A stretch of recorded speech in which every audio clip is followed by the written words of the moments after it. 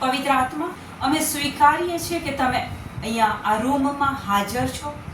પવિત્ર આત્મા, અમારા મન, હૃદય, શરીરનો કબજો લઈ લો. Praise the Lord. Praise the Lord. Hallelujah. Hallelujah. Thank you, Jesus. Thank you, Jesus. Praise you, Jesus. Praise you, Jesus. Amen. Amen. અહીંયા બેઠેલા મોટા ભાગના લોકો અમુકને છોડતા લગભગ 55-60 પ્લસ છે બધા આપણે, રાઈટ? અમુકને છોડતા, બરાબર? તો એક વાસ્તવિકતા છે. અત્યાર સુધી નોકરી કરી છે, તંદુરસ્ત જીવન જીવ્યા છીએ, બાળકો પેદા કર્યા, એમને ઉછેર્યા, એમને પણ સરસ લગ્નો કરાયા અને તે લોકો એમની રીતે સરસ જીવન જીવી રહ્યા છે, બરાબર? એક વાસ્તવિકતા છે કે જે આપણને નથી ગમતી. આપણે જ્યારે કોઈની દફન વિધિમાં જઈએ છીએ કબ્રસ્તાનમાં, પછી એમને દફન કરીએ ત્યાં સુધી એક થોડું દુઃખ કે થોડી લાગણી એવી હોય છે. પછી જેવા કબ્રસ્તાનમાંથી બહાર નીકળીએ છીએ, ફરીથી આપણે એ સામાજિક પ્રવૃત્તિ ડેઈલી રૂટીનમાં લાગી જઈએ છીએ. આપણને ત્યારે એ અહેસાસ હોવો બહુ જરૂરી છે કે મારે પણ એક દિવસ આ જગ્યા પર આવવાનું છે. જ્યારે મૃતદેહને ચર્ચમાં લઈ જવામાં આવે છે અને ત્યાં એ મૃતદેહ ત્યાં મૂક્યો હોય, એટલું યાદ રાખવાનું કે મારે પણ આ જગ્યા પર આજ નહીં તો કાલ આવવાનું છે. આ વાસ્તવિકતા જેટલી વહેલી સ્વીકારીએ એટલું પ્રભુ પાસે વળવા માટે, પ્રભુ સાથે સંબંધ બાંધવા માટે, પ્રભુને ઓળખવા માટે આપણને વધારે ખબર પડશે કે અંતે જો મારે પ્રભુ પાસે જવાનું છે, પ્રભુ સામે ન્યાયાસન આગળ જો મારે ઊભા રહેવાનું છે, તો અત્યાર સુધી હું શું જીવી એ મને નથી ખબર, પણ હવે પછી હું શું કરું કે જેમાં હું પ્રભુને ઓળખું, અને હું શું કરું કે જ્યારે હું એના ન્યાયાસન આગળ ઊભી હોઉં ત્યારે પ્રભુ મને કહે કે આય દીકરા. પ્રભુ યોહાન 14 કહે છે કે તમારા અંતરને અસ્વસ્થ થવા દેશો નહીં. હું તમારા પહેલા જાઉં છું, પિતાના ભવનમાં ખંડ ઘણા છે, હું તમારી જગ્યા તૈયાર કરવા જાઉં છું. જગ્યા તૈયાર થશે એટલે હું તમને લેવા આવીશ. એક આત્મિક તૈયારી. પ્રભુને આ શરીરમાંથી પ્રાણ નીકળે તો પ્રભુને મળવા માટે એક આત્મિક તૈયારી હોય. એક સામાજિક બાબત કે છોકરાઓ પરણાયા, એમને ઠેકાણે પાડ્યા, એમને ઘર આપ્યું, આપણે જે કંઈ કમાયા હતા એ બધું એમના નામે લખી આપ્યું. આ બધું સામાજિક જવાબદારીઓ, કૌટુંબિક જવાબદારીઓ આપણે પૂરી કરી દીધી. પણ પ્રભુને ઓળખવો, પ્રભુ સાથે સંબંધ બાંધવો એ એક અનિવાર્ય બાબત છે. કલ્પના કરો કે આપણો સમય આવી ગયો, સરોજબેન, તો આપણને ન્યાયની વાત છે, બાઇબલમાં લખેલું છે કે આપણો ન્યાય થશે. તો આપણો કોલ આવી ગયો તો આપણને સજા પાત્ર કોણ ઠરાવશે? પ્રભુના ન્યાયાસન આગળ ઊભા છીએ તો આપણને સજા પાત્ર કોણ ઠરાવશે? આ વિચાર કર્યો છે કોઈ દિવસ કે તમને ને મને દોષિત, સજા પાત્ર કોણ ઠરાવશે? પરમેશ્વર? ના. કેમ? ખબર છે? પરમેશ્વર આપણને સજાપાત્ર નહીં ઠરાવે. ખબર છે કેમ? કલ્પના કરો કે તમારો દીકરો આશીષ, માનો કે એણે કોઈ નાની મોટી ભૂલ કરી દીધી, પછી આ દરવાજાથી એ અંદર એન્ટર થાય છે, તો તમે લઈ લાકડીને એને મારશો? ના. કેમ? કારણ કે એ તમારો દીકરો છે, કારણ કે તમે એને પ્રેમ કરો છો, કારણ કે તમે એને 9 મહિના પેટમાં રાખ્યો છે, કારણ કે તમે એને જન્મ આપ્યો છે, કારણ કે તમે એને અત્યાર સુધી ભણાયો, ગણાયો, એને દરેક બાબતમાં તમે એને ઉછેર્યો, મોટો કર્યો અને પછી લગ્ન કરાયા, એના બાળકો થયા, એને પણ તમે રમાડ્યા છે. તમે આશીષને પ્રેમ કરો છો તો તમે આશીષને શિક્ષા કરશો? આપણને ઈશ્વર પિતા પુષ્કળ પ્રેમ કરે છે. જો પિતા પ્રેમ કરે છે, એમણે કીધું કે એમણે પુત્ર આપી દીધો આપણને, તો આપણને હવે કોણ સજાપાત્ર ઠરાઈ શકે? તો પિતા આપણને પ્રેમ કરે છે. વાંચો. ઈશ્વરને જગત ઉપર એટલો તો પ્રેમ હતો ઈશ્વરને જગત પર એટલો તો પ્રેમ હતો કે તેણે પોતાનો એકનો એક પુત્ર આપી દીધો. પોતાનો એકનો એક દીકરો આપી દીધો, ક્રૂસ ઉપર વધેરી દીધો. અબ્રાહમ પિતાને કહે છે, જા તારા પુત્રને મોરિયા પર્વત પર બલિ ચડાય. જ્યારે અબ્રાહમ પિતા પેલો છોરો ઊંચો કરે છે, ત્યારે દેવદૂત મોકલીને હાથ રોકી દે છે. ત્યાં બલિદાન નથી લેતા, અબ્રાહમ પિતાના પુત્રનું બલિદાન નથી લેતા, પણ ઈશ્વર પિતા પોતાનો પુત્ર, એકનો એક પુત્ર મારા ને તમારા માટે એ વધેરી દે છે ક્રૂસ ઉપર. જેથી હવે સાંભળજો, પહેલું વાક્ય કહે છે કે ઈશ્વર પિતા આપણને એટલો તો પ્રેમ કર્યો કે પોતાનો એકનો એક પુત્ર આપી દીધો, કે જેથી જે કોઈ એનામાં શ્રદ્ધા રાખે, જે કોઈ એનામાં એટલે કોનામાં? ઈસુમાં.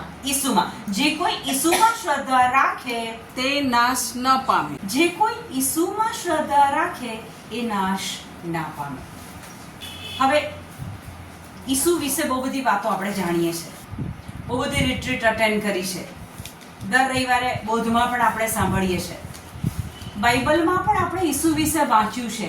જ્યારે આપણે બાઇબલ વાંચીએ છીએ ત્યારે આપણે બાઇબલ વાંચવાનો રવૈયો કેવો છે? બાઇબલ છે, પવિત્ર પુસ્તક છે, એમાં ઈસુ વિશે વાત છે. ચાલો હું હવે વાંચું.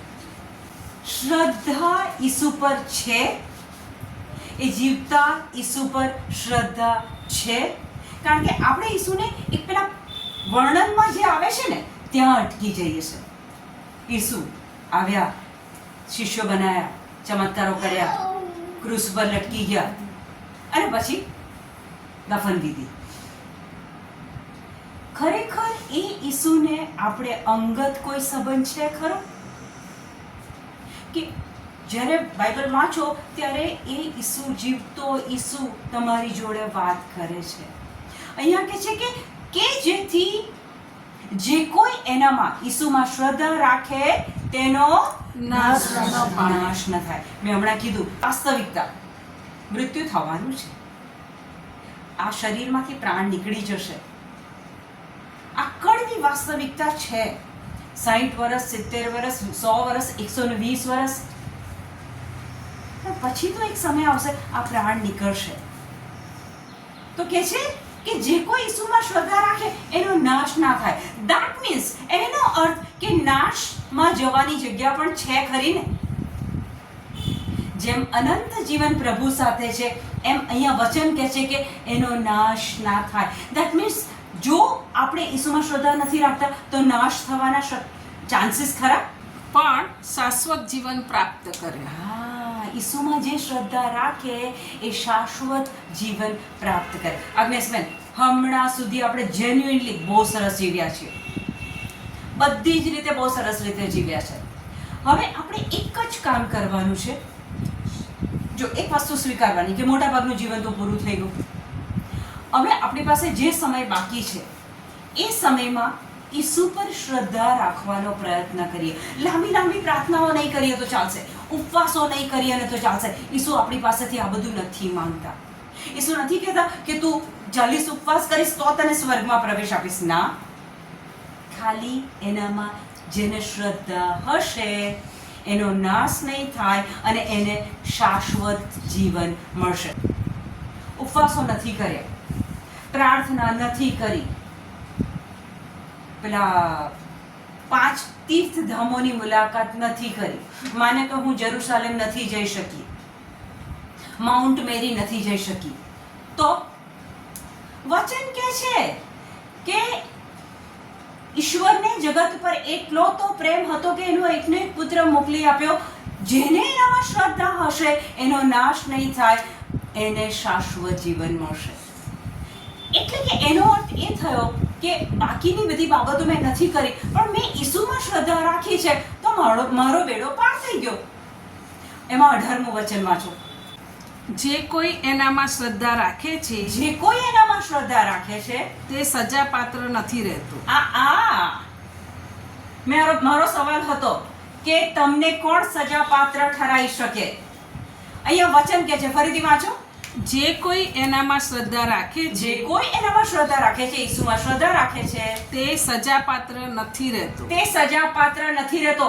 આ શરીરમાંથી તમારો પ્રાણ નીકળે છે અને તમે ઈશ્વર પિતા આગળ, ન્યાયાસન આગળ ઊભા છો. ડરવાની ક્યાં જરૂર છે? જે કોઈ એનામાં શ્રદ્ધા રાખે છે એને કોઈ સજાપાત્ર ઠરાઈ શકતું નથી. પછી પણ જે કોઈ શ્રદ્ધા રાખતો નથી હવે જરાક થોડા કાન ખુલ્લા કરજો, કચરો કાઢી નાખો અંદરથી. જે કોઈ શ્રદ્ધા રાખતો નથી તે તો સજાપાત્ર ઠરી ચૂક્યો છે. ફરીથી. જે કોઈ શ્રદ્ધા રાખતો નથી જે કોઈ શ્રદ્ધા રાખતો નથી તે તો સજાપાત્ર ઠરી ચૂક્યો છે. તે તો સજાપાત્ર ઠરી ચૂક્યો છે. આજના દિવસે, આજની મોમેન્ટે મેં લાંબી પ્રાર્થનાઓ કરી છે, ઉપવાસો કર્યા છે, 5 તીર્થધામોની મુલાકાત 50 વખત કરી છે, યરુશાલેમ ગઈ છું, માઉન્ટ મેરી ગઈ છું, ખંભોળજ ગઈ છું, પણ જો હું ઈસુને ઓળખતી નથી, ઈસુમાં મને શ્રદ્ધા નથી, તો વચન કહે છે કે એ તો સજાપાત્ર ઠરી ચૂક્યો છે. અહીંયા રહ્યા એ સજાપાત્ર ઠરી ચૂક્યો છે. ખ્યાલમાં આવે છે આ વચન શું કહે છે? જો એ તમારી માત્ર પ્રવૃત્તિ હશે, બધા જાય છે એટલે હું જાઉં, મને આમંત્રણ આવ્યું છે એટલે હું જાઉં, ફ્રી સર્વિસ પ્રોવાઈડ થાય છે એટલે હું જાઉં, આ સારી પ્રવૃત્તિ છે માટે હું જાઉં. યાદ રાખજો, વચન બહુ ક્લિયર કરે છે, બહુ જ ક્લિયર કરે છે. જેને ઈસુમાં શ્રદ્ધા નથી એ સજાપાત્ર ઠરી ચૂક્યો છે. ઈસુ વિશે વાત કરવી એ અલગ બાબત છે, પણ એ જીવતા દેવ, એ જીવતા ઈસુમાં શ્રદ્ધા હોવી એ હશે તો સજાપાત્ર નહીં ઠરીએ. એનો મતલબ એ થયો કે માનો કે આપણે આપણા જીવનમાં પુષ્કળ પાપો કર્યા છે, પણ જો હું ઈસુને ઓળખું છું, જો હું એ ઈશ્વર પિતાએ મોકલેલા એકના એક પુત્રની અંદર જો હું શ્રદ્ધા રાખું છું, એના બલિદાનમાં હું શ્રદ્ધા રાખું છું, એના લોહીમાં હું શ્રદ્ધા રાખું છું, તો મારો પાપનો આખો ઢગલો ઈસુએ ક્રૂસ પર લઈ લીધો છે. આપણને કોઈ સજાપાત્ર ઠરાઈ ના શકે જો ઈસુમાં શ્રદ્ધા હોય તો.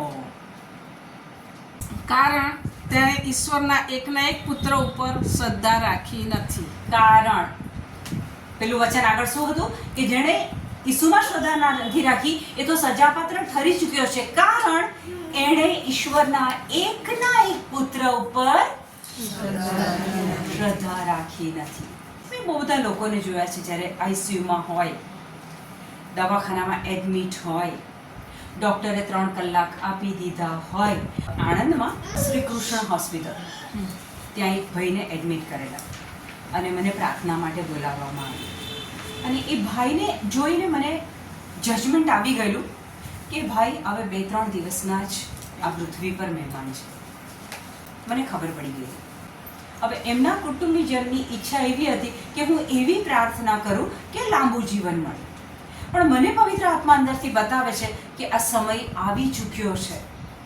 હવે ત્યાં જો હું સાચી વાત કે સાચી પ્રાર્થના કરું તો મારે એ જ પ્રાર્થના કરવાની હતી કે એ ભાઈને ઈસુની ઓળખાણ પડે, ઈસુમાં શ્રદ્ધા બેસે, ઈસુનો સ્વીકાર કરે કે જેથી એ સજાપાત્ર ના ઠરે.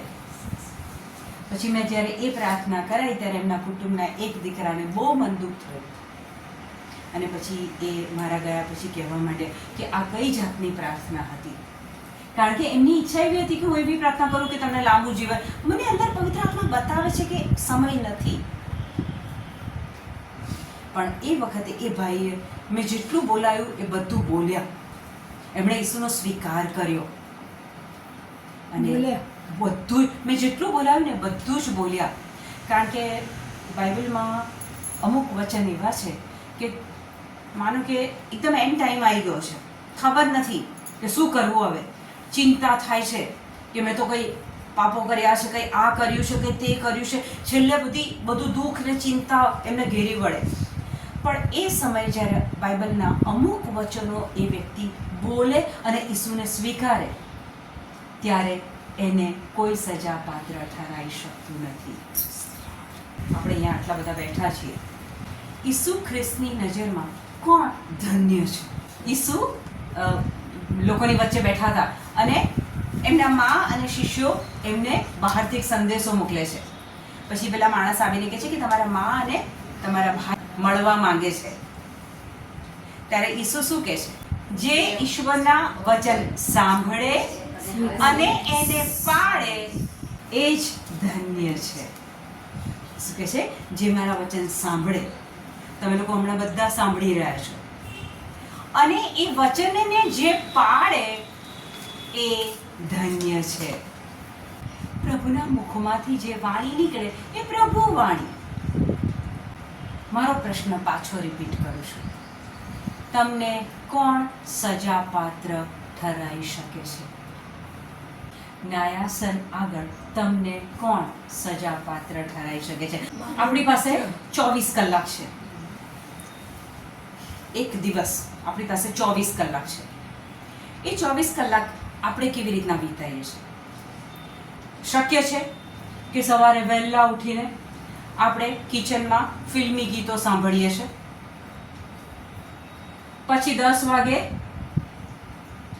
કોકને મળવા જઈએ છીએ કે જ્યાં અહીંયા તૈયાની નિંદા કરીએ છીએ, બપોર પડે છે ટીવી જોઈએ છે, સિરિયલો જોઈએ છે, આખી બપોર ઊંઘી જવાનું, સાંજે ઉઠવાનું, ફરીથી ઓટલા પર બેસવાનું અને અહીંયા તૈયાની વાતો કરવાની, અને પછી સાંજે જમવાનું બનાવીને જમીને સૂઈ જઈએ છીએ.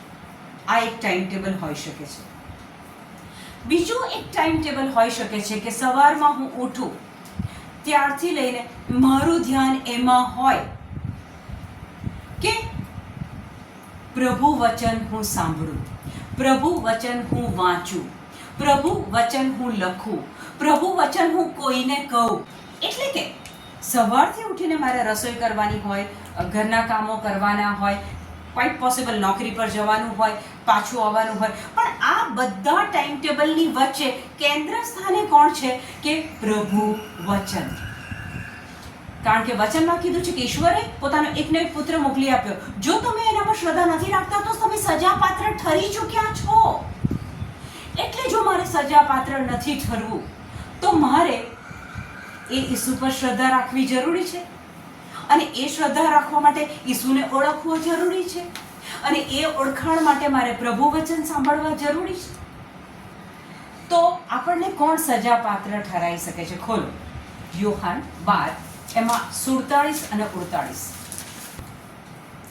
જો કોઈ મારા વચનો સાંભળે, ધ્યાનથી સાંભળજો. હા, આ વચન પર ખૂબ ધ્યાન આપો. જો કોઈ, આ વચન ઈસુ બોલે છે, જો કોઈ મારા વચનો સાંભળે. અત્યારે તમે બધા સાંભળો છો વચન? ચર્ચમાં જાઓ છો ત્યારે વચન સાંભળો છો? રિટ્રીટ અટેન્ડ કરો છો ત્યારે વચનો સાંભળો છો? જો કોઈ મારા વચનો સાંભળે અને તેનું પાલન ન કરે, અને તેનું પાલન ન કરે, તો તેને હું સજાપાત્ર ઠરાવતો નથી. તો હું તેને સજાપાત્ર ઠરાવતો નથી. સમજો છો તમે આ વચન શું કહે છે? ઈસુ પોતે બોલે છે, જો કોઈ મારા વચન સાંભળે અને તેનું પાલન ના કરે તો ઈસુ શું કહે છે? હું એને સજાપાત્ર ઠરાવતો નથી. ઈસુ તો આયા જ એટલા માટે કે તમને સજા ના થાય, તમને સજામાંથી મુક્તિ મળે, તમને પાપમાંથી છુટકારો મળે, તમને અનંત જીવન મળે. એટલે ઈસુ કહે છે કોઈ સાંભળે પણ એનું પાલન ના કરે તો હું એને સજાપાત્ર ઠરાવતો નથી. કારણ હું જગતને સજાપાત્ર ઠરાવવા નહીં, ઈસુ કહે છે હું જગતને સજાપાત્ર પાપી ઠેરવવા આવ્યો નથી, પણ તેનો ઉદ્ધાર કરવા આવેલો છું. પણ તેનો ઉદ્ધાર કરવા આવ્યો છું. ઈસુ આવ્યા જ એટલા માટે કે મને અને તમને, સારી દુનિયાને ઉદ્ધાર મળે. આ ઉદ્ધાર શબ્દ અહીંયા આવે છે. પણ એનો ઉદ્ધાર કરવા આવેલો છું. ઈસુ કહે છે હું એનો ઉદ્ધાર કરવા આવ્યો છું. તો ઉદ્ધાર એટલે શું બેન? મીના, ઉદ્ધાર એટલે શું? મુક્તિ આપવા માટે. ઉદ્ધાર એટલે મુક્તિ. મુક્તિ એટલે આખું એક પેકેજ. મુક્તિમાં આખું પેકેજ આવે છે. પાપમાંથી મુક્તિ, શ્રાપોમાંથી મુક્તિ, ગરીબીમાંથી મુક્તિ, રોગોમાંથી મુક્તિ, એક આખું પેકેજ છે. જો એ ઈસુમાં આપણે શ્રદ્ધા રાખીએ છીએ તો આપણને મુક્તિ મળે છે. પૃથ્વી પરનું જીવન પૂરું થયા પછી એક લાંબુ અને અનંતકાળી જીવન છે અને ત્યાં નથી રોગ, નથી દુખાવો. મારા છોકરાએ આ કીધું, મારી છોકરીએ આ કીધું, મારા માણસે દારૂ પીધો, એણે માર્યો ને. ત્યાં સ્વર્ગમાં કાંઈ જ નથી. આપણને બનાવનાર એ પિતા વચન કે છે માટીમાંથી તમને બનાયા અને તમારા નસકોરામાં ઈશ્વર પિતાએ પ્રાણ પૂર્યો. એ પિતાએ પોતાનો પુત્ર મોકલી અને ક્રૂસ ઉપર વધેરી દીધો. એ પિતા સાથે કાયમી જીવન છે આપણું અને એ છે આપણો ઉદ્ધાર. જો ઈસુમાં શ્રદ્ધા છે તો પાપો તો તમારા માફી થઈ ગયા છે. તમારા શ્રાપો, પેઢી દર પેઢીના શ્રાપો માફ થઈ ગયા છે. જો એનામાં શ્રદ્ધા છે તો રોગો મટી ગયા છે. જો એનામાં શ્રદ્ધા છે તો આ શરીરમાંથી પ્રાણ નીકળ્યા પછી હંમેશ માટે એની સાથેનું જીવન છે, જ્યાં નથી દુઃખ કે નથી રડવાનું, નથી ચિંતા કે નથી માનસિક ભાર, નથી નિરાશા, નથી ડિપ્રેશન, કશું જ નથી ત્યાં. ત્યાં આપણા પ્રેમાળ પિતા જોડે આપણું સતત કાયમી જીવન છે અને એ જીવન મેળવવા માટે કશું નથી કરવાનું, કંઈ નથી કરવાનું.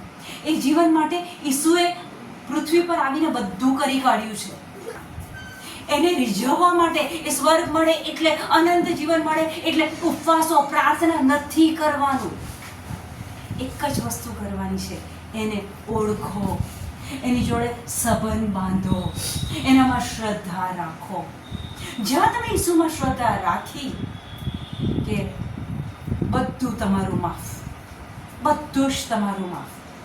હું ને તમે જાણીએ છીએ કેટલા પાપો કર્યા છે, ખૂબ સારો દેખાડો કરી દઈએ છીએ, પણ આપણને ખબર છે ઈશ્વરની આજ્ઞાની વિરુદ્ધની કેટલી બાબતો આપણે કરી છે. પણ જ્યાં તમે ઈસુમાં શ્રદ્ધા રાખી, ઈસુનો સ્વીકાર કર્યો, પ્રભુના વચનનો સ્વીકાર કર્યો, બધું જ તમારું ધોવાઈ જાય છે. યશાયા 44:22 કહે છે કે મેં તારા પાપોને વાદળની જેમ વિખેરી નાખ્યા છે, ધુમ્મસની જેમ હટાવી દીધા છે. જે મારો તિરસ્કાર કરે છે, જે હેલો, ફૂલ અટેન્શન, પૂરું ધ્યાન આપો. ઈસુ તમારી જોડે વાત કરે છે. વાંચો. જે મારો તિરસ્કાર કરે છે, જે મારો તિરસ્કાર, કોનો તિરસ્કાર? ઈસુનો તિરસ્કાર કરે છે.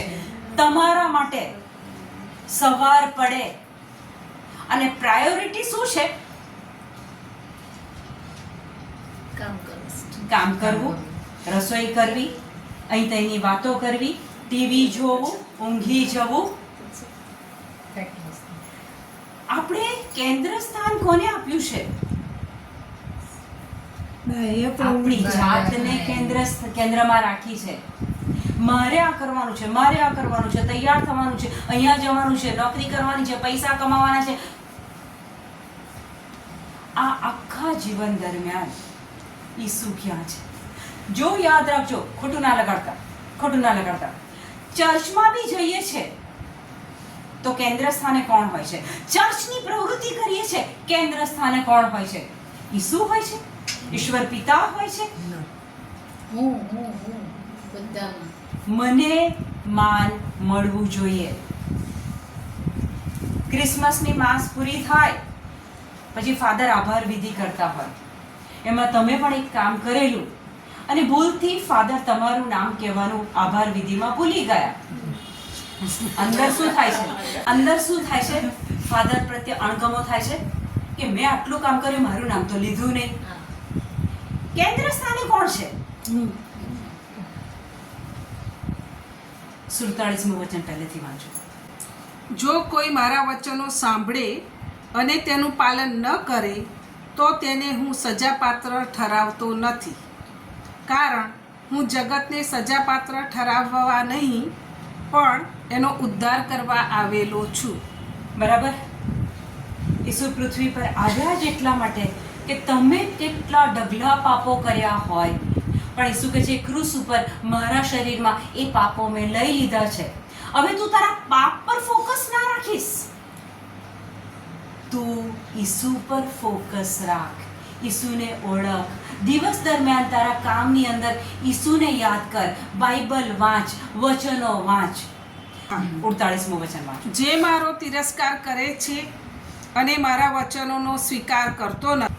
હવે ઈસુ કહે છે, હા સાંભળજો, ફરીથી વાંચો. જે મારો તિરસ્કાર કરે છે અને મારા વચનોનો સ્વીકાર કરતો નથી. જે મારો એટલે કે ઈસુનો અસ્વીકાર કરે છે અને ઈસુના વચનોને જે સ્વીકારતું નથી. મેં કીધું એ પ્રમાણે આટલા વર્ષોમાં કેટલા કલાકો સામાજિક પ્રવૃત્તિ, ધાર્મિક પ્રવૃત્તિ, કૌટુંબિક પ્રવૃત્તિ, પર્સનલ એજન્ડા, એની પાછળ વર્ષો કાઢ્યા છે. કરિયર બનાવવાનું છે, કેટલા વર્ષો કાઢ્યા છે, અને કેટલા કલાક, કેટલી મિનિટો, કેટલી સેકન્ડ્સ આ વચન પાછળ કાઢ્યા છે. યાદ રાખજો, સમય આવીને ઊભો રહી જશે. ઈસુ કહે છે હું તમને સજાપાત્ર ઠરાવવા નથી આવ્યો. ઈસુ કહે છે મેં તો તમારા માટે બલિદાન આપ્યું, હું તો તમને એટલો પ્રેમ કરું છું. પણ હવે ઈસુ કહે છે, વાંચો ફરીથી, જે મારો તિરસ્કાર કરે જે છે મારો તિરસ્કાર કરે છે અને મારા વચનોનો સ્વીકાર કરતો નથી. મારા વચનોનો સ્વીકાર કરતો નથી. આની અંદર પ્રભુના વચન છે, પ્રભુના મુખમાંથી નીકળેલી વાણી છે. જે કોઈ આનો સ્વીકાર કરતો નથી. કેટલી વાર એવું બને છે કે 3 દિવસની રિટ્રીટ પૂરી કર્યા પછી તમે ઘરે આવો છો અને એવા ને એવા કોરા ને કોરા છો. એક વચન તમારા હૃદયમાં ઊંડે ઉતર્યું નથી. રોમ 10:9. જો તું તારા હોઠે એમ કબૂલ કરતો હોય જો તું તારા હોઠે એમ કબૂલ કરતો હોય કે ઈસુ પ્રભુ છે ઈસુ પ્રભુ છે, અને તારા અંતરથી એમ માનતો હોય તારા અંતરથી એમ માનતો હોય કે તેમને ઈશ્વરે મરેલામાંથી સજીવન કર્યા હતા. જો તું તારા હોઠે એમ કબૂલ કરતો હોય કે ઈસુ એ પ્રભુ છે અને તારા અંતરથી એમ માનતો હોય કે ઈશ્વરે તેમને મરેલામાંથી સજીવન કર્યા હતા. આ તમે જાણો છો, હું એ જાણું છું કે ઈસુ મૃત્યુ પામ્યા અને ઈશ્વર પિતાએ 3જા દિવસે પુનરુત્થાન કર્યું. બરાબર?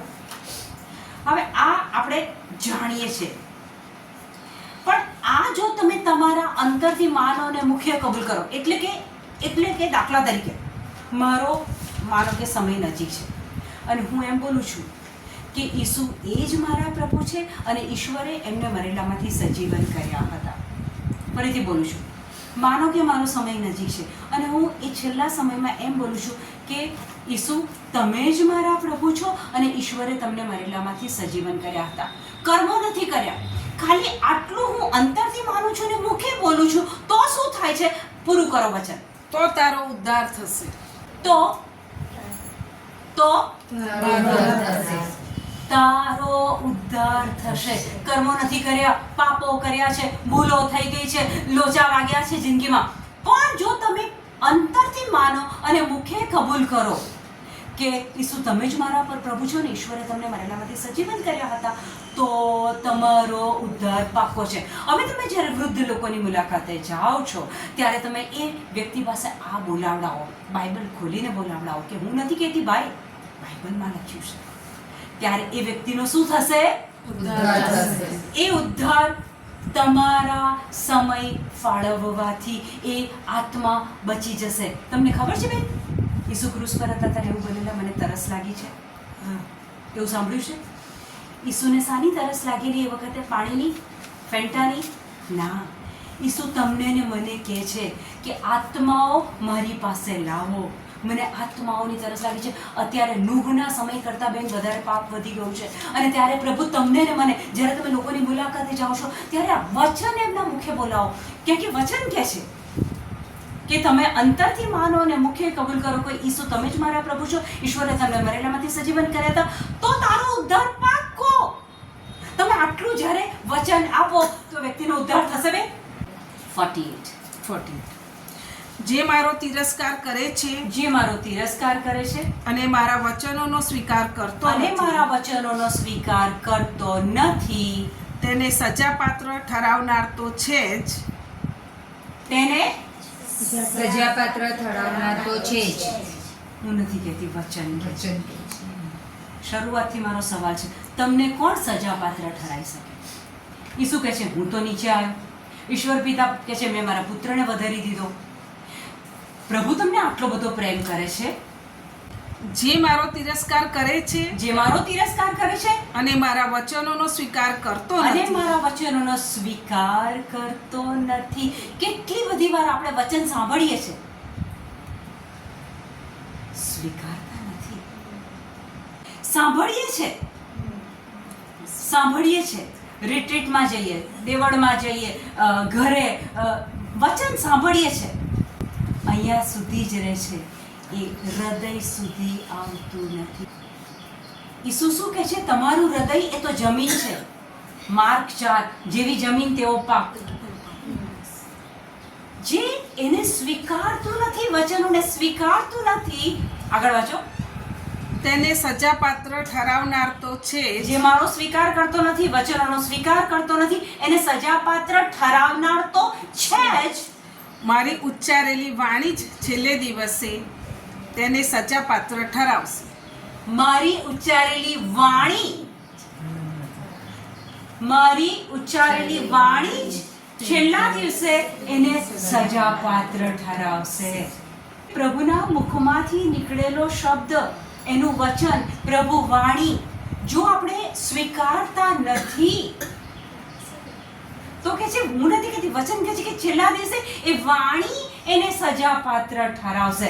અને પ્રભુની વાણી એટલે કે યોહાન 1:1 કહે છે કે પ્રારંભમાં શબ્દ હતો જ, શબ્દ ઈશ્વર સાથે હતો, શબ્દ ઈશ્વર હતો.